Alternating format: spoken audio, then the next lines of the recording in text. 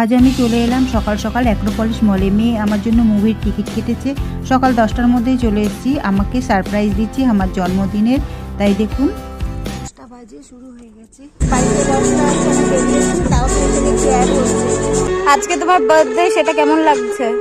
তো আজকে নাকি বার্থডে ছিল, আমি তো দেখিনি। ফেসবুক থেকে বড় মেয়ে আমাকে কল করে জানালো শুরু হয়ে গেছে ফিল্ম।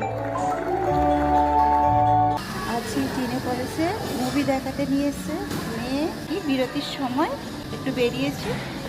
নয়ন রহস্য 100 টাকা দিয়ে কোক কিনলাম, ভীষণ দামি কানে। চলুন,